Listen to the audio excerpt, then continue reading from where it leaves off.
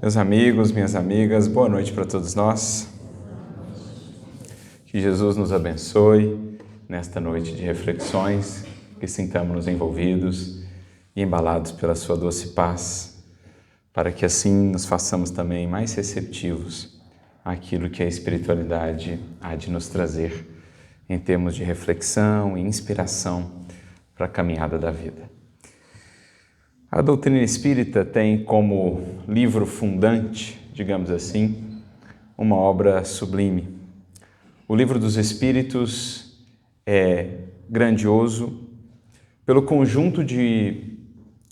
visão de conjunto, melhor dizendo, que nos proporciona acerca da vida. Os vários elementos novos, as compreensões, digamos, as peças de um grande quebra-cabeças que ele nos oferta e que nos permitem montar toda uma nova visão panorâmica acerca do que seja a vida, acerca do que seja a lei divina ou acerca de nós próprios. Uma visão de conjunto, portanto, tão ampla e sublime que ele nos oferta. Isso, sem dúvidas, creio que todo aquele que já pôde estudar, se aprofundar em O Livro dos Espíritos, chegou a perceber. Mas também essa obra é muito rica e valiosa por determinadas pérolas de valor mais singular e específico que encontramos ao longo de sua leitura. E é justamente uma dessas pérolas que nós vamos destacar hoje para as nossas reflexões como ponto inicial daquilo que nós vamos tratar. Pequenas frases, às vezes, parágrafos, os comentários tão lúcidos de Kardec, ou algum ponto desenvolvido pelos Espíritos, uma síntese sublime que nos consegue transmitir tanto em tão poucas palavras. Essas são as pérolas que vamos encontrando distribuídas, digamos assim, ao longo de toda a obra, e que só o estudo metódico, refletido, vai nos propiciando alcançar.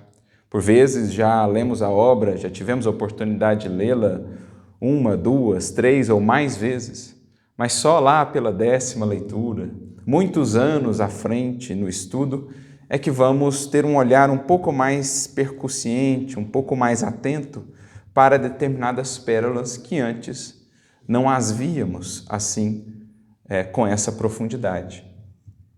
E é então essa pérola que nós gostaríamos de destacar, uma delas, que se encontra na questão de número 828, item A do Livro dos Espíritos. Essa é uma questão que está inserida dentro da chamada Lei de Liberdade, uma das leis morais trabalhadas por Allan Kardec e pelos Espíritos na 3ª parte do Livro dos Espíritos.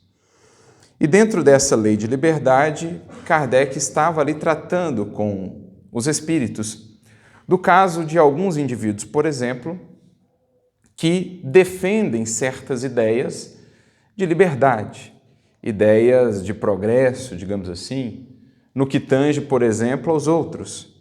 Aqueles que defendem o respeito aos outros, a alteridade, a benevolência, a compreensão, ideias, portanto, que libertam a criatura das antigas mazelas, das antigas algemas, dos vícios, do orgulho, da ilusão. No entanto, Kardec trata aqui daqueles que defendem tais ideias, de público, por exemplo, no âmbito da convivência, no trabalho ou no centro espírita, no templo que venha a frequentar, nas conversas entre amigos, defendem sempre essas ideias. Postulam essas ideias como sendo essenciais, por exemplo, para o progresso da humanidade. Contudo, no clima da intimidade, por exemplo, portas adentro do lar, o seu proceder é bem distinto das ideias que defendem. Ou seja, apresentam-se de uma forma na vida em sociedade, ante o debate público, o ambiente público.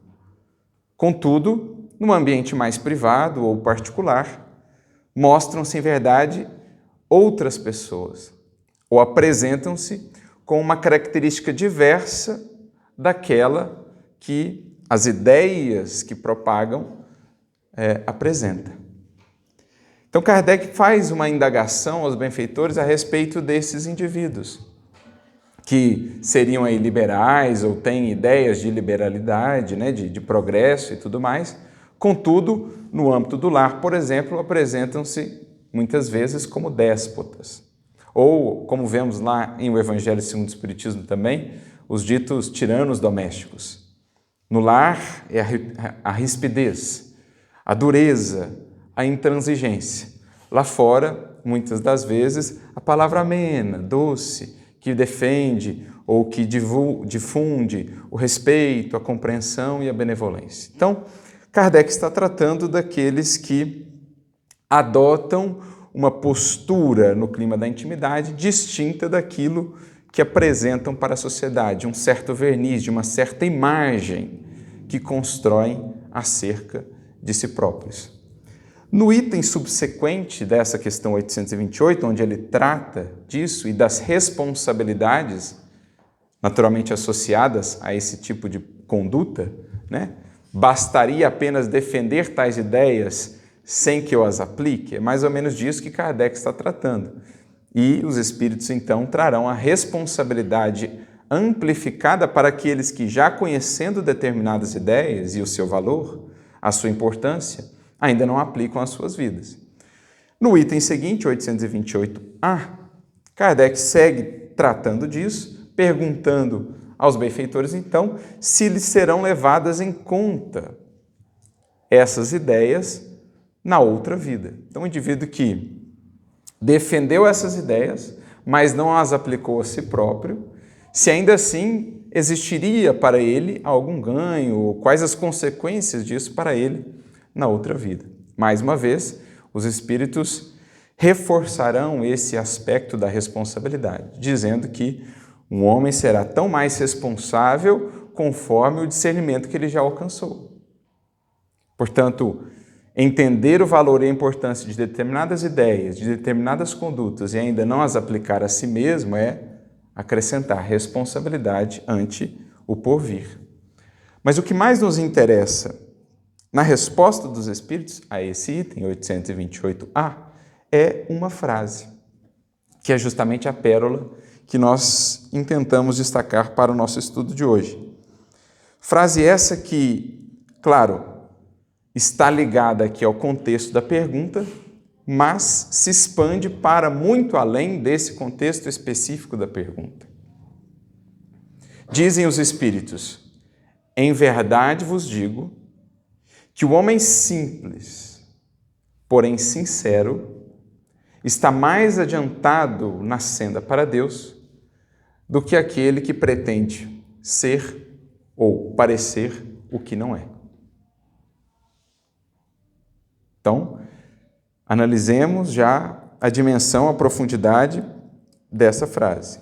O homem simples, porém sincero, está mais adiantado na senda para Deus do que aquele que pretenda parecer o que não é. Essa será a base da nossa reflexão hoje. Penetrarmos no âmago dessa frase e entendermos o quanto ela tem a nos dizer, para que não incorramos nós em determinadas ilusões há muitos séculos experimentadas por muitas e muitas criaturas, especialmente na experiência física, aqui na matéria, onde esse tipo de postura é mais favorecido, o que não se dá no plano da realidade, no mundo espiritual, porque lá é muito mais difícil ocultar, se não impossível ocultar, aquilo que de fato somos. O plano das formas, da matéria, como ele é marcado assim tantas vezes pela aparência, por aquilo que parece ser, mas não necessariamente é, ele ainda favorece, muitas das vezes, essa contradição interna em que a criatura aparenta-se de uma forma, sendo de outra maneira. Mas é preciso refletamos sobre a magnitude dessa frase e do que ela contém para todos nós. E meditando então a respeito dela, nos nossos estudos regulares, passando novamente por determinadas questões do Livro dos Espíritos, líamos essa frase novamente e ela então nos levou a uma série de considerações, especialmente quando consideramos o contexto atual em que vivemos. Mas antes de pensarmos nela aplicada ao nosso contexto, vamos voltar no tempo. A partir dessa frase, somos impelidos a nos lembrar aqui de algo que está registrado lá numa das obras clássicas da humanidade, que trata de uma das mais importantes personagens para o pensamento humano, não só do Ocidente, mas para a humanidade como um todo. Refiro-me à figura de Sócrates. Lá no livro Apologia de Sócrates temos um relato interessante, narrado pelo próprio Sócrates, a respeito de algo que se deu certa feita com ele, quando um conhecido seu foi ao famoso oráculo de Delfos e indagou a pitonisa que lá estava se existiria alguém mais sábio do que Sócrates em toda a Grécia. Esse conhecido de Sócrates o admirava, a sua sabedoria. Então vai até o oráculo de Delfos e pergunta: existe alguém mais sábio do que Sócrates em toda a Grécia? E o oráculo, então, teria respondido que não, que Sócrates seria o homem mais sábio da Grécia. Essa informação chega até Sócrates, que, naturalmente, não a aceita de pronto. Aliás, toma para si uma tarefa: mostrar que o oráculo estaria equivocado, que ele não seria o homem mais sábio da Grécia. E ele sai, então, nessa missão, conversando com as pessoas, naquilo que é tão característico em Sócrates, no seu processo ali da maiêutica, em que pelo diálogo, pelas inquirições, pelas perguntas que ele fazia aos seus interlocutores, ele os levava a darem luz, ou darem o conhecimento à luz. O termo maiêutica do grego significa dar à luz, está associado ao parto.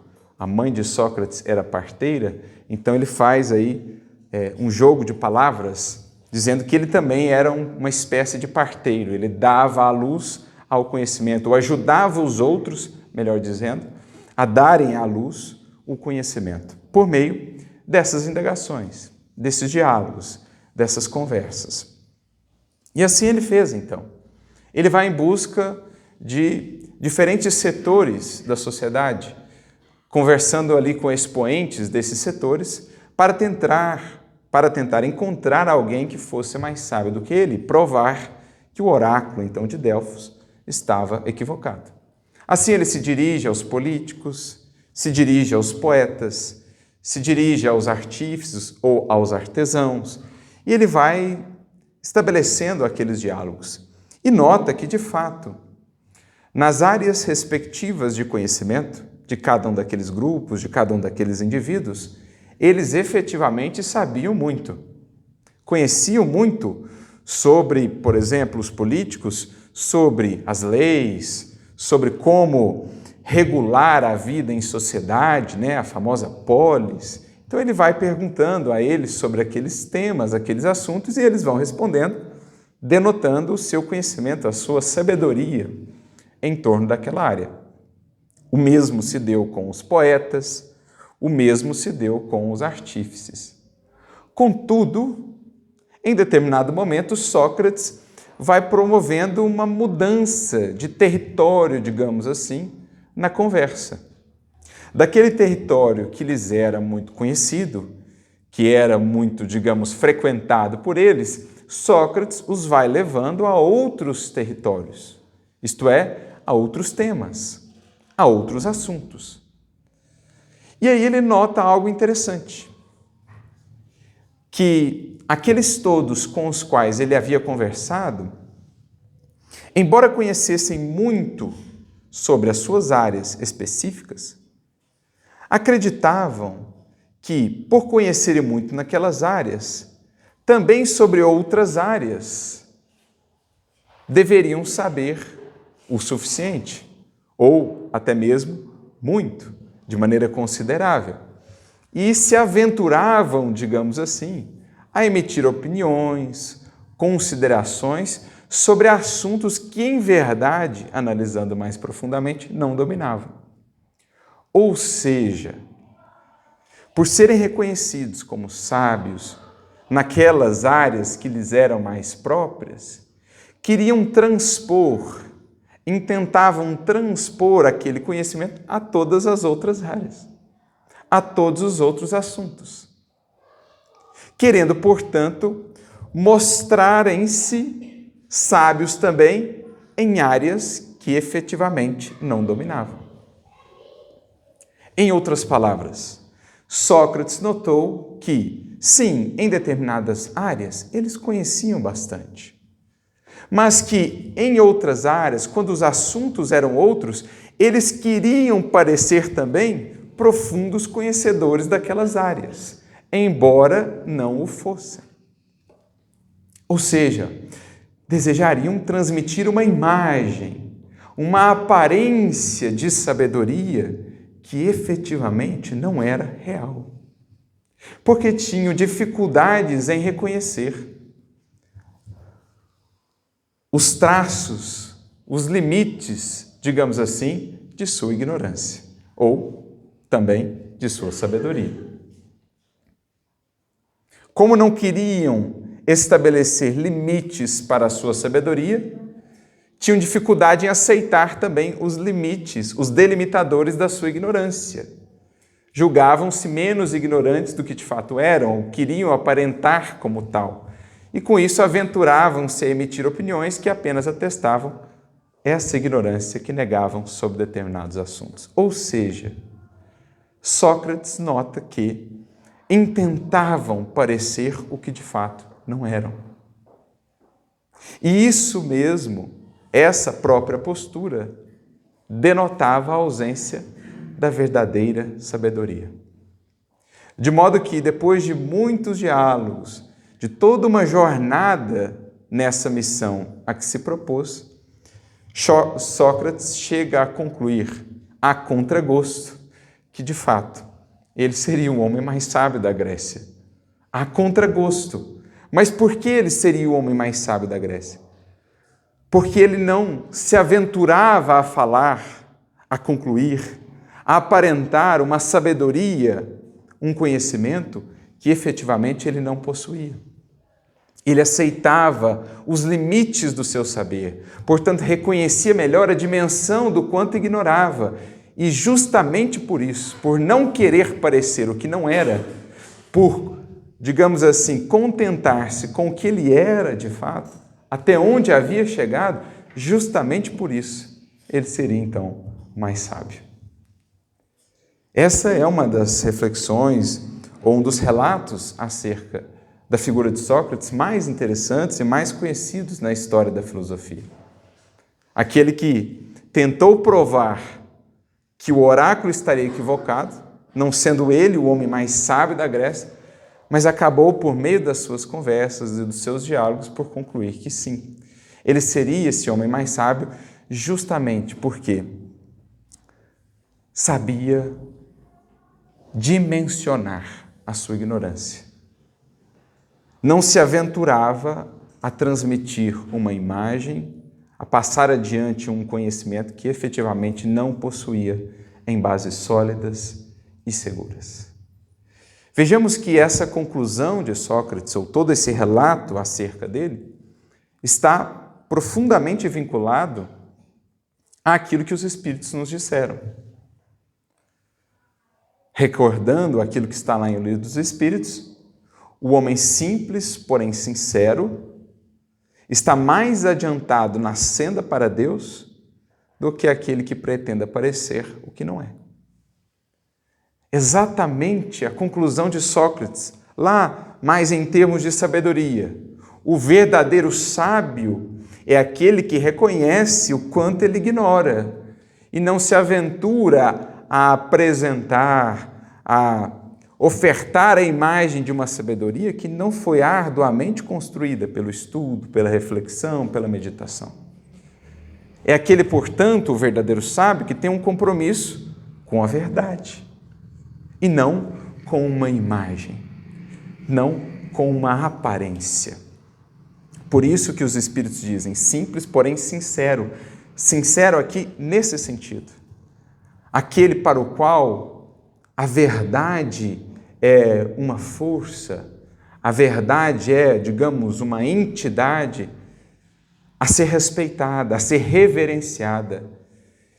Aquele que compreende que nada podemos fazer, como diria Paulo em uma de suas epístolas, contra a verdade, senão por ela. Podemos até construir algo que esteja em desacordo com ela e que permaneça por algum tempo, mas esse algo, essa imagem, essa obra, essa realização, se ela não tem fundamentos na verdade, cedo ou tarde ela virá a ruir. Ruirá, porque não tem fundamentos. Só a verdade dá fundamento à evolução. Só a verdade é aquela rocha sobre a qual, quando sobre ela se constrói, a construção não se perde. Construir fora da verdade é, como diria Jesus, edificar sobre a areia movediça. Então é isso que os Espíritos estão nos dizendo, é isso que Sócrates chegou a concluir por meio dessa sua investigação. E trazendo essa consideração para os nossos tempos, para o nosso contexto atual, vamos notar que ela se faz talvez ainda mais pertinente. Porque aos tempos de Sócrates, por exemplo, como uma pessoa viria a ser conhecida? Qual o alcance que uma pessoa teria?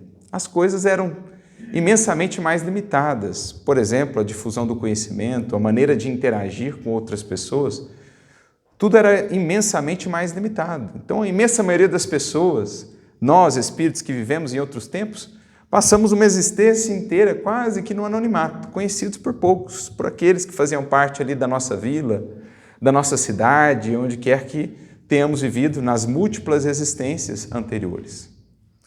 O mundo moderno, no entanto, ele apresenta às criaturas, a todos nós que aqui estamos encarnados, um cenário bem diverso, em muitos aspectos. E o principal deles, talvez, seja a facilidade hoje com que uma criatura é mais amplamente conhecida. A facilidade com que as ideias que ela divulga, que ela propague hoje, pode alcançar outras e outras pessoas. Nós vivemos, portanto, num mundo, digamos assim, muito mais público, onde há muito mais publicidade, não no sentido de marketing apenas, mas no sentido de que as nossas vidas, por exemplo, por meio das redes sociais, estão muito mais acessíveis. Por meio delas, acessamos a muito mais gente. Difundimos a nossa maneira de ser, as nossas ideias, a muito mais pessoas. E isso, naturalmente, essa vida tão mais pública dos tempos modernos, graças ao contexto que nós temos, das tecnologias, das redes sociais sobretudo, isso favorece a manutenção de um modus vivendi, de um modo de viver que tem tudo a ver com isso que os Espíritos estão nos dizendo aqui. A vida mais pública dos tempos modernos favorece a muitos e muitos de nós, espíritos incautos, uma vida muito mais baseada no que parece ser, nas aparências, do que propriamente na realidade. Do que propriamente na verdade acerca de nós próprios, acerca de nossas realizações, acerca de nossas edificações. O mundo moderno criou para os espíritos atualmente encarnados um desafio talvez ainda maior nesse quesito. Não nos deixarmos seduzir, não nos deixarmos envolver por uma proposta de vida que seja muito mais baseada na aparência do que efetivamente na essência. Isso tem sido um debate que muitas vezes aparece em pesquisas, em notícias, muitos dramas até mesmo, consequências infelizes dessa nossa vida tão baseada nas redes sociais, nessa interação. Isso muitas vezes vem à tona. Por exemplo, quantos e quantos espíritos não se deixam tomar por uma certa angústia, até mesmo por uma certa depressão, porque passam a comparar então a sua existência com aquelas vidas que vêm ali divulgadas nas redes sociais. As fotos, as imagens, as conquistas, os louros, os aplausos, os seguidores, o reconhecimento. E a criatura vai vendo aquilo, vai vendo aquelas figuras que são projetadas, né, a planos mais elevados de reconhecimento e destaque nesse mundo das redes sociais. A criatura vai baseando o seu existir, a sua vida, nessas vidas que ela vê através desse espelho das redes sociais, acreditando que verdadeiramente todas aquelas vidas são daquela maneira, não considerando que muitas das vezes há ali um jogo de aparências e não verdadeiramente a essência do que é aquela vida, do que aquele espírito fez de si. São muitas vezes imagens construídas, aparências difundidas, como se fossem de fato a realidade daquelas existências. E muitos espíritos, sem a devida reflexão do que realmente vale na vida, do que realmente precisaremos buscar, se deixam embalar por uma vida de aparências, por esse jogo das aparências. E esquecendo-se da essência, que é aquilo que de fato haverão de levar, quando as cortinas se fecharem e com elas o teatro das aparências do mundo, as criaturas esquecem-se dessa essência e vivem uma vida inteira, às vezes, angustiadas, insatisfeitas, incompletas, porque perseguem justamente esse jogo de aparências. Buscam essas brumas da ilusão, que ao primeiro contato com o sol da verdade simplesmente se desvanecem. Então, mais do que nunca, é preciso reflitamos nessa orientação aqui dos Espíritos. Imaginemos, aos tempos de Sócrates, aquele que apresentasse uma vida de aparências, digamos assim, poderia, digamos, com essa aparência, iludir a alguns que o ouviam, né, algumas dezenas, talvez algumas centenas de pessoas, e com isso conquistar ali um status, aplausos, reconhecimento, mas era sempre muito reduzido esse alcance das aparências em outros tempos. Mesmo aos tempos de Kardec, a imprensa já havia progredido alguma coisa, mas a imensa maioria das criaturas passava pelo mundo anonimamente. Agora, em nossos tempos, não. Muito facilmente uma criatura, por meio das redes sociais, dessa janela para o mundo, passa a interagir com um sem número de outras vidas. E facilmente ela pode ser seduzida a construir, digamos assim, uma imagem de si mesma para conseguir esse reconhecimento, esses aplausos, seguidores que sejam, mas distanciada da realidade sobre si própria. Hoje, muito mais facilmente, as criaturas acabam sendo colhidas por esse apelo à ilusão, à aparência. Então, os Espíritos trazem-nos essa frase há mais de 160 anos atrás. Mas hoje, talvez ela faça ainda mais sentido. Claro que em todos os tempos faz sentido, porque sendo uma verdade é atemporal, mas no nosso contexto, talvez, ela tenha uma aplicação ainda mais propícia nesse mundo de aparências em que muitas vezes nos vemos inseridos. Agora, é preciso pensar o que está envolvido, o que está por detrás daqueles que abraçam essa vivência de aparências. Aqui temos que considerar que por detrás de toda a aparência há um preço que se pague.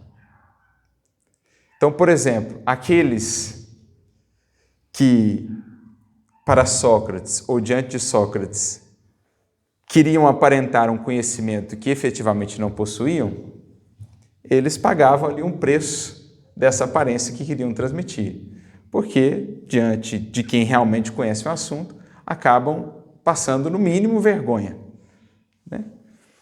Aquele que constrói uma imagem de si mesmo baseada na aparência, ele está sempre, digamos assim, pisando em ovos. Ele está sempre gastando boa parte do seu raciocínio, do seu sentimento, das suas forças internas, na manutenção dessa aparência, força essa, raciocínios esses, sentimentos esses que poderiam ser melhor empregados naquilo que de fato constrói, naquilo que de fato poderia fazer dele uma melhor versão de si mesmo. Então, a criatura que escolhe apresentar-se para o mundo em bases que não são efetivamente as suas, que não foram realmente consolidadas, ela sempre paga um preço que é o preço de uma energia imensa de manutenção dessa aparência. Para que ela não seja, digamos assim, desmascarada, para que ela não seja reconhecida, pega, digamos assim, na aparência que mantém, ela sempre tem que ficar gastando uma energia adicional para manter aquela imagem, para manter aquelas aparências. Como, por exemplo, a pessoa que entra pela senda da mentira. Uma mentira contada geralmente puxa uma série de outras mentiras para a manutenção daquela imagem, daquela ilusão que foi construída. De modo que daqui a pouco a criatura mal consegue se mexer do quanto ela está atada àquela rede de mentiras que ela mesma criou. Ela atou-se, amarrou-se a tantas ilusões, a tantas imagens falseadas de si mesmo, do que fez, dos seus intentos, dos seus objetivos reais, que ela, para fazer um próximo passo, para realizar uma outra ação, ela precisa ficar sempre pensando, mas e esse aspecto eu não posso dar margem, dar brecha para eu ser pego nesse ou naquele outro aspecto. Então, existe sempre uma imensa parcela de energia, de força, que vai sendo consumida na manutenção desse plano, digamos assim, desse projeto de ilusão que a criatura construiu para si. O mentiroso vive sempre ali às voltas para manter aquela mentira, recorrendo muitas vezes a outras tantas mentiras. Da mesma forma, aquele que quer aparentar o que não é, para que não seja descoberto, vai sobrepondo camadas e mais camadas de aparência, não notando o quanto isso o consome. O quanto isso o distancia cada vez mais da sua essência, daquilo que ele é. Base sobre a qual, de fato, ele poderia construir algo melhor de si mesmo. Então, ele sempre vive alienado de si, distanciado da sua realidade, da sua essência. Ele sempre vai tentando construir algo que não tem, portanto, fundamento sólido. Constrói como que castelos no ar. Porque nunca ele constrói sobre o que é real, sobre o que ele é. E aí ele pode erguer inúmeros castelos, castelos e mais castelos de sonho, de aparência, de imagem, de ilusão. Mas cedo ou tarde, o sopro da verdade virá desfazer todos esses castelos. Ele pode amontoar ao entorno de si toda uma bruma de ilusão. Mas cedo ou tarde, o sol da verdade há de brilhar sobre os seus passos, sobre o seu destino, desfazendo toda aquela bruma de ilusão em torno da qual, dentro da qual ele mesmo se envolveu, para que não fosse visto tal qual é pelas pessoas. Então, o primeiro aspecto que é muito importante da gente entender, e que, de certo modo, está aqui naquilo que os Espíritos estão nos trazendo, é que toda aparência tem um preço envolvido, o preço da sua manutenção. Toda vez que a gente foge ao que é natural nosso, para aparentar para os outros o que não somos, nós estamos gastando mais energia para isso. E isso vai nos exaurindo, isso vai nos consumindo. É como quem caminhasse sempre carregando pratos. Além daquilo que ela tem que fazer, ela tem que ter cuidado para os pratos não caírem. Então a criatura, ela vive sempre com a mente e o coração divididos. Ela nunca consegue estar inteiramente presente no que faz. Ela nunca consegue realmente usufruir ao máximo cada experiência, extrair o máximo de cada experiência. Porque além de ter que se preocupar com o que ela está fazendo, ela tem que preocupar com a imagem que ela quer manter e que não é real, não é natural. Porque qual é o antônimo de natural? Artificial. A criatura que foge à simplicidade do que é natural, do que é espontâneo nela, daquilo que ela é, em busca de imagens e aparências, ela foge do que é natural em busca do que é artificial. E a própria palavra já nos diz, o que é artificial pede artifícios. A criatura, para manter as aparências, ela vai recorrendo a artifícios, cada vez mais engenhosos, cada vez mais complexos, cada vez mais difíceis de se manter, para aparentar aquilo que ela não é. Por isso a palavrinha dos Espíritos aqui, simples, porém sincera. Essa criatura, ela está mais avançada na senda para Deus, nela há mais progresso real, por óbvio, do que numa outra que talvez para o mundo se apresente brilhante, repleta de títulos, aplausos, reconhecimentos, seguidores aos montes. No entanto, aquilo não reflete o que ela de fato é no clima da intimidade, numa análise sincera dela para consigo, ou dela perante a consciência, perante a lei divina. O progresso real está naquilo que é natural, naquilo que faz parte do ser, naquilo que foi incorporado, naquilo que foi arduamente conquistado e desenvolvido. Não naquilo que é simplesmente um verniz, que às vezes alcança o reconhecimento de muitos, os aplausos, gera o prazer efêmero, mas que um dia irá se desfazer ante o sol da verdade. Então, há que se considerar no mundo que nos induz tantas vezes a comprar essa ilusão de parecermos o que não somos para angariarmos, seja status, seja recursos, sejam aplausos, sejam os minutos de fama. Há que se pensar no preço por detrás de cada aparência. E no quanto ela desvia-nos do uso mais adequado do tempo e das nossas energias na construção daquilo que de fato somos, devemos ser. Há que se pensar naquilo que é natural, naquilo, portanto, que, estando incorporado à nossa natureza, há de nos acompanhar, aqui ou além, em oposição àquilo que é artificial, aquilo que eu construí e mantive, às vezes, por uma encarnação inteira, mas que será retido na alfândega da imortalidade, porque lá, no mundo espiritual, estamos diante do plano da verdade.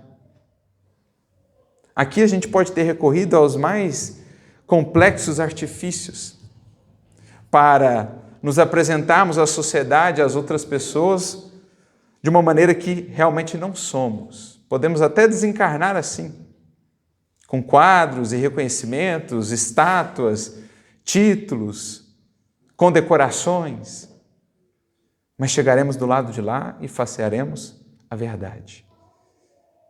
Que sofrimento, então, para o espírito, que viveu uma existência inteira, às vezes, de artificialidade, de aparência e não de essência. Quantos espíritos retornam depois, lamentando o fato de terem dado mais valor ao exterior do que propriamente ao conteúdo, ao rótulo do que propriamente ao teor, digamos assim, de um livro, por exemplo. Isso é tão importante porque, especialmente no que diz respeito ao cristianismo, por exemplo, por muitos séculos esse tem sido o nosso tropeço. Temos acreditado que bastará colocar a imagem do Cristo ou uma referência a Ele, ao seu nome, em nosso lar, em nossas vestimentas, em símbolos religiosos, nas paredes de nossa casa. Julgávamos que os rótulos bastariam, que o exterior seria suficiente para nos garantir a morada dos bem-aventurados.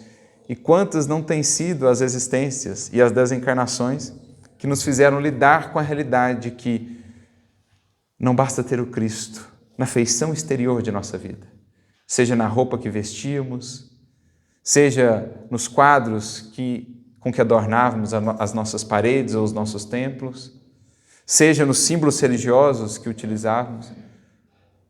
Não basta essa feição exterior da vida, não basta aparentar um cristianismo que não é real em mim, no meu modo de ser, no meu modo de proceder.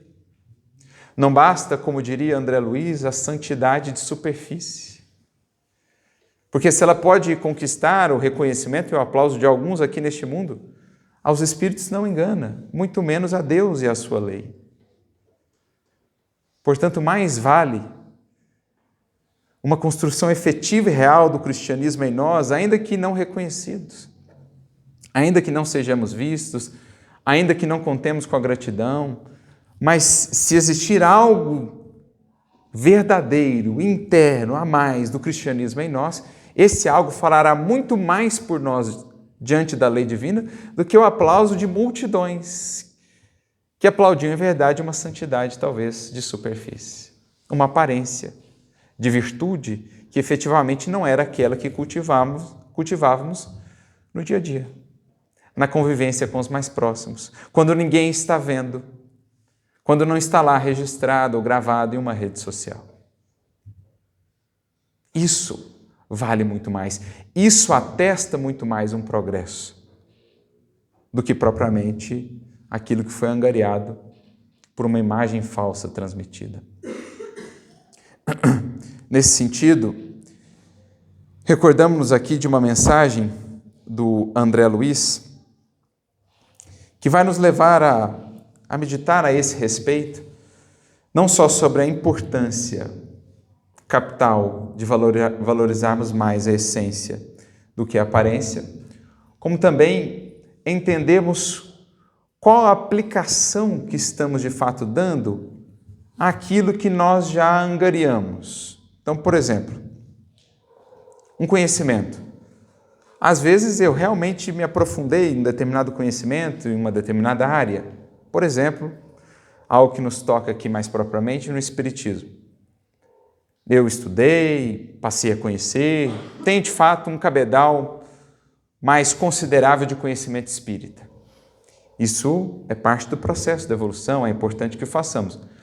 Contudo, ainda assim, esse conhecimento pode ser mais aparência do que essência, se não estiver sendo devidamente utilizado. De que me adianta ostentar um conhecimento, por exemplo, de ponta a ponta de O Livro dos Espíritos, da obra kardeciana ou das obras subsidiárias que enriquecem a nossa doutrina?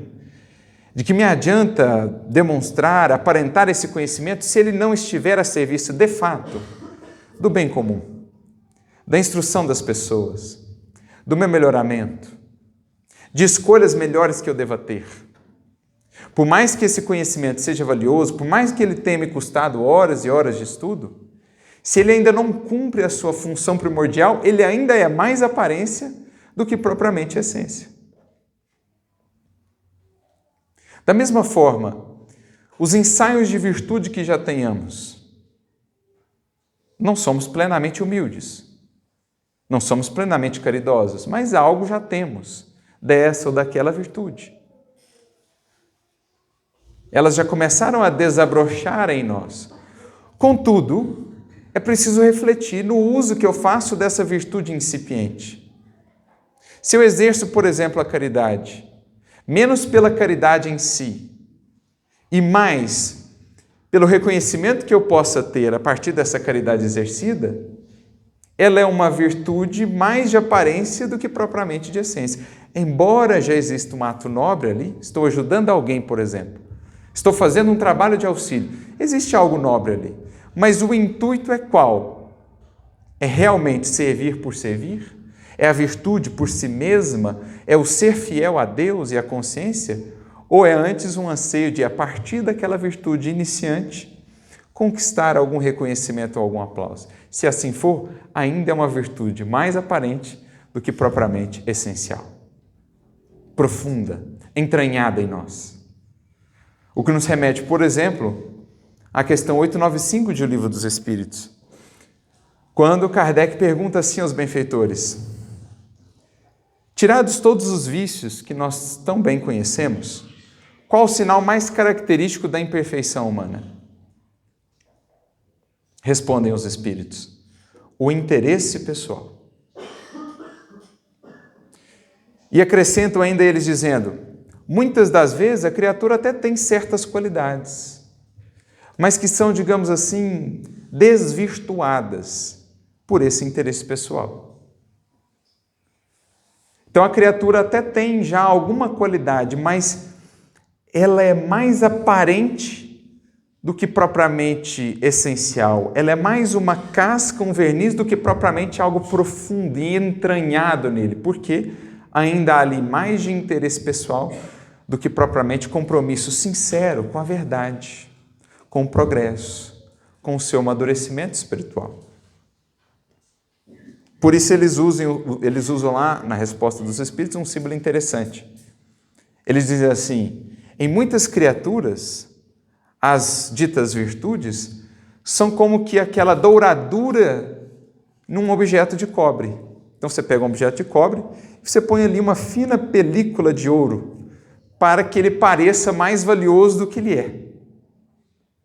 Pois bem, dizem os Espíritos, muitos espíritos, especialmente no mundo, dos encarnados, onde ainda predomina muitas vezes a aparência, muitos são como esse objeto de cobre com uma douradura de ouro.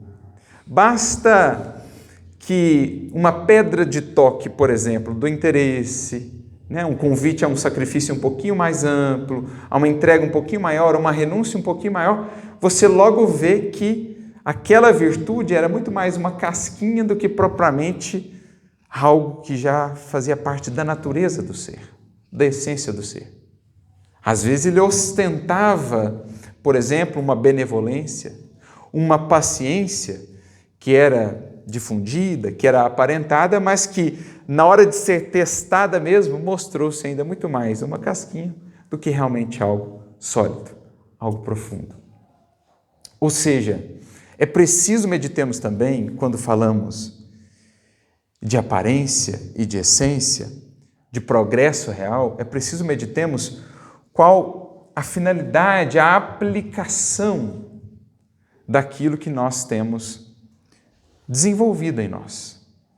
Porque às vezes é até algo nobre, mas como a aplicação ainda não é, aquilo se torna mais aparência do que propriamente conquista de fato do espírito em questão. É isso, de certo modo, que André Luiz vai tratar nessa mensagem, que está no livro Através do Tempo, capítulo 19, intitulada Escuta, meu irmão! Exclamação. Diz ele: não é a tua palavra primorosa a força que te exaltará a inteligência, e sim o objetivo para o qual se dirige. Então você pode ter uma palavra primorosa, você pode ser muito eloquente e com isso angariar a admiração de muitos.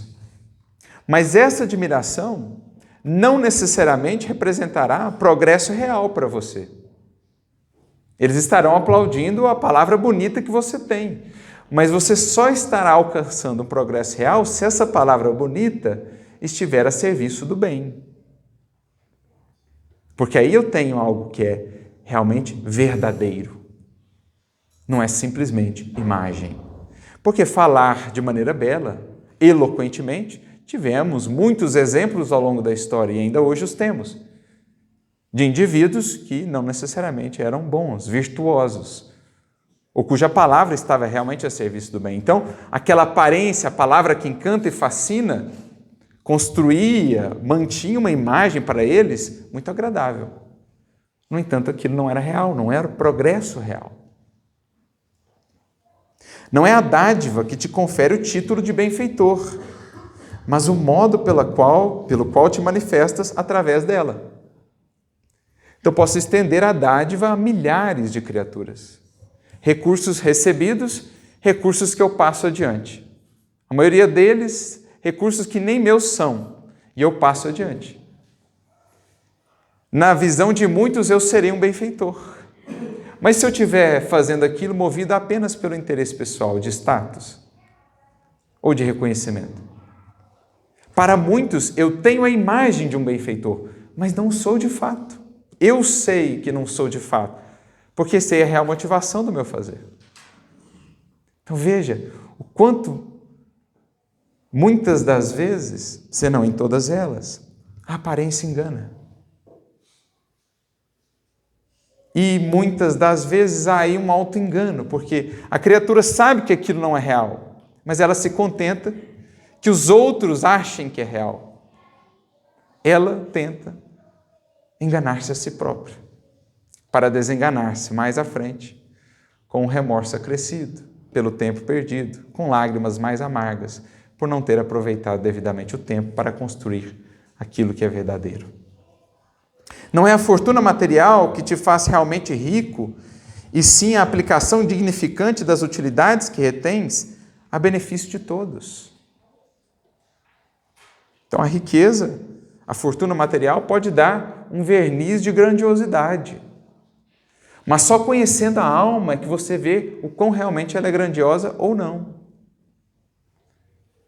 O Emmanuel mesmo falando uma mensagem no Livro da Esperança, Exterior e Conteúdo é o título, capítulo 72, ele vai dizer assim, olha, pensemos numa casa para a gente discernir a diferença entre exterior e conteúdo e o que de fato mais importa.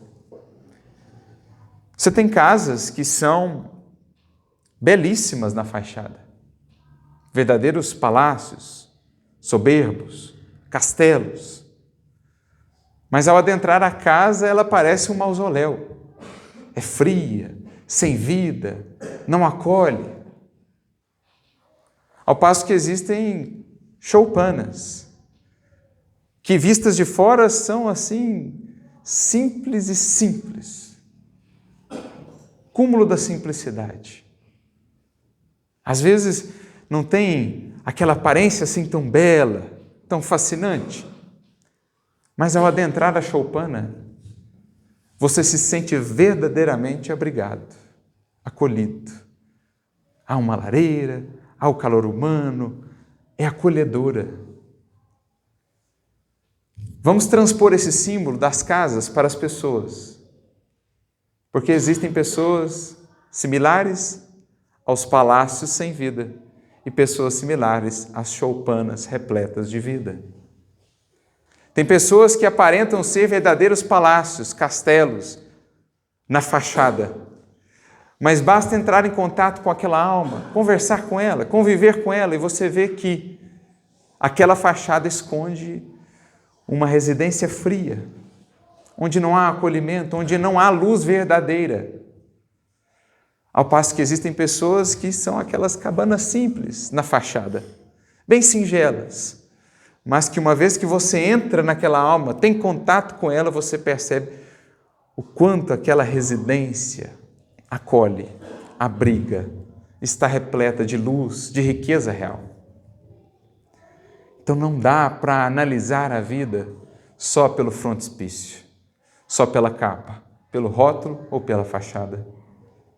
A vida se mede, a vida real, o progresso real se mede naquilo que é substância, naquilo que é o concreto. Por isso dizia Jesus que as árvores são conhecidas pelos frutos, não pelo tamanho das copas, tampouco pelas folhas ou pelas flores, pelos frutos, por aquilo que é substancial, por aquilo que de fato nutre a vida. Assim também as pessoas. E é isso que André Luiz também está nos dizendo. Não é a fama terrestre, a claridade que te coroa o nome, e sim a bênção do céu sobre a reta conduta que abraçaste em favor do bem coletivo. De que adianta você transmitir ao mundo uma imagem, construir ou alcançar milhões de seguidores, para desencarnar amanhã ou daqui 10 anos, daqui 20 anos, e notar que esses seguidores não te seguirão do lado de lá. Tampouco a fama que aqui neste mundo você construiu.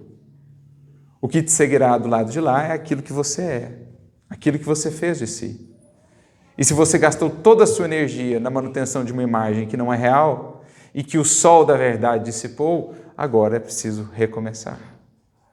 É preciso esperar uma nova oportunidade no plano das aparências para construir em essência o que é verdadeiro. Não é a lição verbal o poder com que educarás o companheiro de luta nas tarefas de cada dia, mas o teu exemplo reiterado na edificação comum por intermédio da própria melhoria. Mais do que falar indefinidamente sobre as ideias nobres que defendemos, que abraçamos, melhor será, mais efetivo será para o nosso progresso e dos outros se as apresentarmos na essência da nossa vida. De que nos adianta falar 90 anos sobre o perdão se nunca o exercitamos uma vez sequer junto daqueles que necessitaram desse perdão? O quanto estaremos nos engrandecendo com isso? Ou a quem estaremos edificando se falarmos do perdão por uma existência inteira sem nunca colocarmos em prática? Da mesma forma, a brandura, a paciência, a generosidade. Mais vale um ato de verdadeira generosidade do que textos e mais textos, sermões e mais sermões de generosidade numa vida inteira. Porque um pode ser mera aparência, usar as falas e os sermões, mas o ato é essência, é concretude, é realidade, é verdade. Não é a tua crença sectária, embora fervorosa, que te guiará à sublimação na vida espiritual, depois da morte do corpo, e sim os teus atos de bondade santificante, que serão testemunhas permanentes da tua alma onde estiveres. Voltando ao que falávamos, por quantos séculos, como nos diz Emmanuel, temos vivido um cristianismo sem Cristo, em que o cristianismo estava nas nossas vestimentas, nas nossas casas, nos nossos símbolos, hoje, nos nossos carros, ou lá na bio do perfil. De que nos adianta esse cristianismo rotular ou de rótulo, se o nosso espírito não refletir o Cristo? Paulo, há 2000 anos, já nos dizia na sua carta aos Romanos, se alguém não tem o Espírito de Cristo, esse tal não é dele. Portanto, não é a crença sectária, não é a devoção de cunho exterior na religiosidade que nos garantirá uma condição melhor no mundo espiritual. Disso, todo aquele que já teve a oportunidade de participar de uma reunião mediúnica está bem compenetrado. Todo aquele que já pôde falar com os espíritos notou que em vão recorreremos lá ou tentaremos nos servir dessas imagens, desses rótulos, se aquilo não refletiu o todo da nossa vida, o nosso esforço diário de aplicação. Não é a fé sem obras que te iluminará a senda de progresso, mas as obras dignificadoras que conseguires concretizar em ti mesmo e fora de ti, inspirado por tua fé. Eu posso passar uma existência inteira, digamos assim, nutrido pela fé, com muitos ideais alimentados pela fé. Mas se não chegar a se concretizar, já dizia Tiago, outro apóstolo, a fé é morta. A fé sem obras não tem vida. É perigoso caminhar uma existência inteira com a cabeça, diz André Luiz, com a cabeça repleta de sonhos, mas as mãos desocupadas do serviço. De bons ideais, de bons projetos, as regiões espirituais de sofrimento estão repletas. Criaturas que viveram existências inteiras projetando o que de bem fariam, sonhando com uma vida mais dedicada, mais consagrada, inspirados por um Chico, por um Eurípides Barçanufo. Então a fé estava lá na forma de ideais, mas nunca chegou a se fazer viva na forma de realização. Mais serviço, mais devotamento, mais compreensão, mais constância. Não é a cultura intelectual inoperante que te fará respeitável, e sim o espírito de serviço, com que te devotares em qualquer condição à felicidade dos semelhantes. De que nos adianta sermos uma enciclopédia viva, livros e mais livros, religiosos, da literatura ou da cultura em geral, por nós assim facilmente citados, apresentados, mas com o único fito de sermos reconhecidos por aquilo, aplaudidos por aquilo, sem que aquilo esteja realmente a serviço do engrandecimento de outras vidas, no espírito de humildade e de serviço. Não é o êxito suscetível de sorrir-te na terra por alguns dias breves a fonte de alegria real que procuras com os melhores anseios de coração, mas a paz de consciência no dever bem cumprido, nas obrigações de cada dia.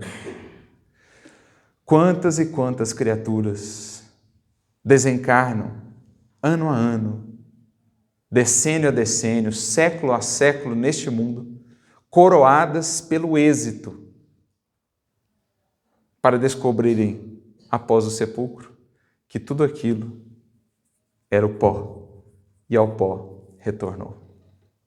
Quantas e quantas criaturas saem desse mundo laureadas, coroadas, consagradas, louvadas, aplaudidas, reconhecidas, para chegar no mundo espiritual na condição de verdadeiros náufragos do Espírito, mendigos da verdadeira luz.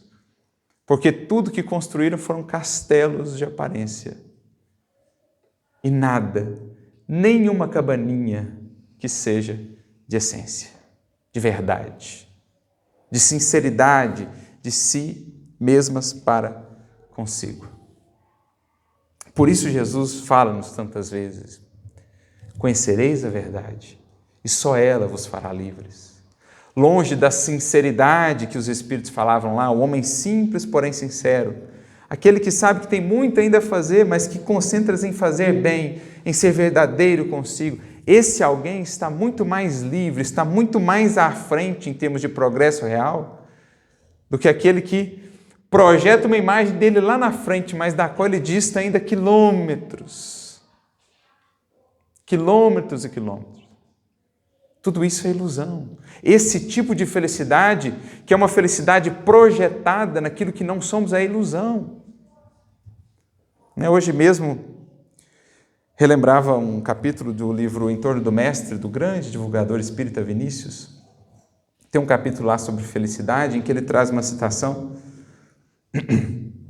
e ele diz assim: a felicidade está onde nós a pomos, mas nós a pomos em geral onde nós não estamos. A felicidade está onde a pomos, mas a pomos em geral onde não estamos. Olha a profundidade dessa reflexão. Eu crio uma felicidade ilusória, projeto-a numa imagem de mim mesmo, em ilusões que coloco bem distante da realidade do que sou, e aí eu nunca consigo encontrar felicidade naquilo que eu sou, a mais legítima e a mais verdadeira. Porque eu quero encontrar a felicidade do meu eu aparente, ilusório, que muitos estão aplaudindo lá nas redes sociais. E aí eu nunca vou encontrar a felicidade no meu eu real, no que eu sou, no esforço que eu estou fazendo, no pouco que eu tenho, mas que foi feito, no pouco de virtude que eu já construí, mas que foi feito com muita dedicação, com muito esforço. Não, eu quero aquela felicidade que eu projetei, mas que é sempre projetada onde eu não estou. Então é disso que se trata. Ao passo que muitas e muitas criaturas saem por esse mundo, ou deste mundo, pelas portas do anonimato, do desprezo, da humilhação, e chegam à realidade espiritual na condição de verdadeiros heróis, triunfadores do Espírito. Porque ao longo de toda a vida buscaram concentrar-se no que é simples, porém verdadeiro. Fazer o que é o pouquinho de cada dia, mas fazer bem, fazer com alma, fazer com coração, fazer com verdade. Não querer parecer o que não é. Contentar-se com o que se é para se fazer a cada dia melhor. Essa sai triunfante, embora não conte, na maioria das vezes, com os louros deste mundo.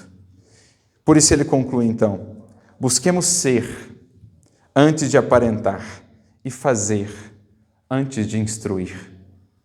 A verdade espera a nossa alma em cada ângulo do caminho, dentro da nossa jornada para frente. Então a jornada espera-nos em cada ângulo do caminho. E se ela não nos alcançou ainda, temos a certeza de que irá nos alcançar. Porque é da lei que tudo que está obscuro vem à luz, diz Jesus. É da lei que tudo aquilo que foi cochichado será proclamado nos telhados, diz Jesus. Ou seja, tudo que foi ocultado será posto à luz pela verdade. Não esperemos que ela venha nos buscar. Vamos nós ao encontro dela, vivendo em comunhão, em harmonia com ela desde já, para que não sejamos por ela surpreendidos mais tarde, de inopino. Assim, pois, construamos o nosso engrandecimento interior, porque hoje ou amanhã o sol divino projetará sobre nós a sua bendita claridade, revelando-nos a luz meridiana, tais quais somos. Ou, como diria nosso querido Eurípides Barçanufo, poderoso é o sol da verdade. Iludidos estaremos, se deles quisermos, se desse sol poderoso, quisermos fugir. Desde já, portanto, que vivamos com essa consciência, sem querermos construir no vácuo, no vazio da vaidade. Vaidade vem disso, vazio. Construamos o que é sólido, o que é verdadeiro.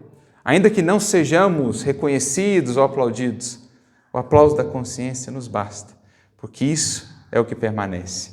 Isso é o que a verdade reconhece. E é isso o que não haveremos de perder, nem aqui, nem além, nem hoje, nem jamais.